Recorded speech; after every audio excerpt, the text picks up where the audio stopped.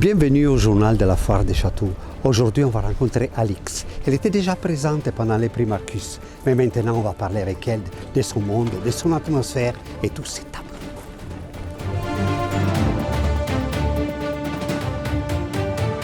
Et nous voici sur le stand, sur notre plateau télé, avec Alix. Bonjour Valerio.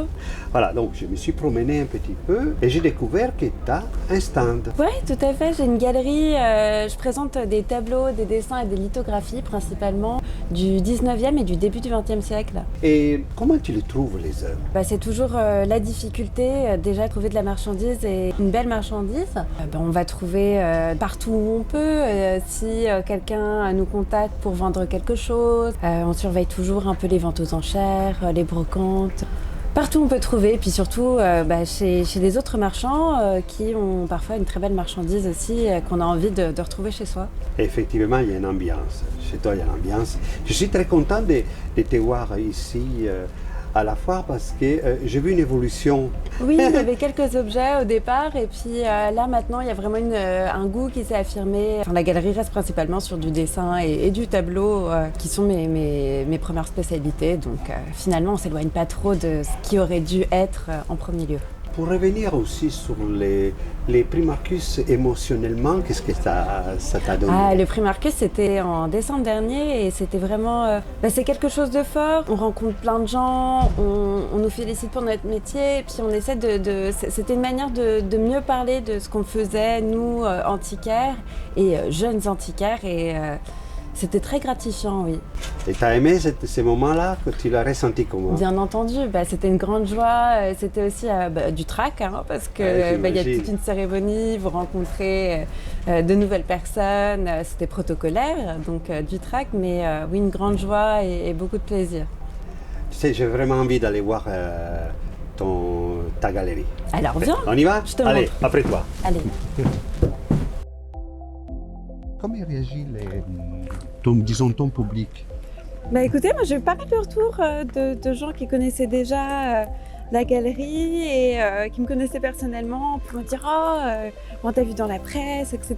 Et puis des gens aussi qui me connaissaient pas forcément et qui là, à la foire de Chatou, vont venir me voir sur le stand en disant on vous a vu dans la presse et du coup on vient sur votre stand pour voir ce que vous proposez. C'est aussi une reconnaissance. Complètement. Ça justifie une certaine qualité de marchandise parce que quand vous êtes nouveau, les gens ne vous connaissent pas et ça enlève, disons, une part de méfiance.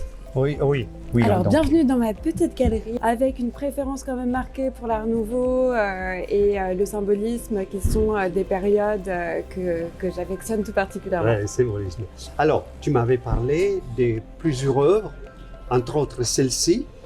Oui, ça c'est une œuvre dont je suis très fière de l'avoir achetée. C'est une œuvre de Henri Le Riche, qui est un artiste assez confidentiel en fait, plutôt symboliste. C'est l'élève de Bouguereau et puis en 1888, il va être prix de Rome, donc quand même une distinction très prestigieuse. La plupart de ses œuvres restent en collection particulière, mais celle-ci, j'ai réussi à l'acheter et on est vraiment dans une ambiance très orientale. C'est cet odalisque complètement rêvé dans un paysage de feu. C'est un artiste symboliste aussi. Il a fait une magnifique Orphée qui est passée en vente aux enchères dans une grande maison de vente, Christie's, je crois. C'est vraiment c'est un bel artiste que je suis fière de présenter aujourd'hui. On dirait qu'il y a une petite influence de Delacroix, tu vois, à la limite. Complètement. Hein, Avec c'est le côté orientaliste, on pense forcément à Delacroix. Moins prestigieux, mais il reste un très bel artiste qui mériterait d'être plus connu. Très bien, tu m'avais amené vers ça. Oui, je voulais te présenter cette esquisse préparatoire pour la salle des mariages de la mairie du 7e arrondissement de Paris. Il s'agit d'une petite esquisse puisqu'il y a une seconde esquisse qui est conservée par le musée du Petit Palais à Paris, mais qui est plutôt sur les 2 mètres de hauteur autour de là. Et le triptyque final est toujours dans la salle des mariages de l'hôtel de ville de Paris. Donc on peut consulter ce grand décor encore aujourd'hui. Donc c'est un petit bout de musée, un petit bout d'histoire que je propose aujourd'hui à la vente et j'en suis assez heureuse. C'est vraiment des pièces qui donnent le côté précieux de ce que tu fais. C'est vraiment. ça donne la préciosité, ça permet de vraiment remettre l'art au centre de l'histoire de l'art et de raconter ces histoires qui permettent aux œuvres de circuler et d'être transmises. Bon, je vois que tu as aussi d'autres maîtres, Maurice Denis. Et ensuite, j'ai un autre peintre un petit peu méconnu ici qui s'appelle Marcel Bachet. Marcel Bachet, il est également prix de Rome, comme le riche, et il est notamment connu pour son portrait de Debussy qui a été imprimé sur les billets de 20 francs à une époque. Et cette petite esquisse préparatoire, la composition finale se trouve actuellement conservée par la faculté de médecine de Paris. Elle est toujours dans leur collection. Et ce qui est assez amusant, c'est qu'en plus là, le peintre va peindre le cadre qu'il imagine pour sa composition finale. Donc c'est un peu une pièce que j'ai tendance à rapprocher du dessin, ce genre d'esquisse où on imagine le peintre qui est en train de réfléchir à sa composition finale et c'est très intime, il n'aurait jamais pensé vendre une esquisse comme celle-ci. Mais en tout cas, il l'a conservée et elle est arrivée entre mes mains et ça me permet de la présenter aujourd'hui. c'est pas du pastel, mais on dirait...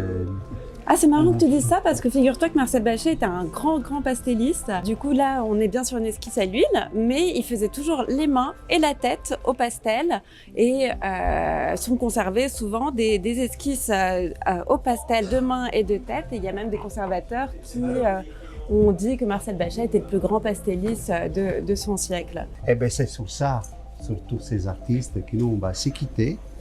Et on dit au revoir, Alix. Au revoir, Valerio. Ça a été un plaisir de te rencontrer une fois de plus et je n'arrêterai pas de venir à ta rencontre. Avec plaisir. Pour voir ton évolution. Il y aura toujours des nouvelles choses à découvrir. Allez, ciao. Au revoir.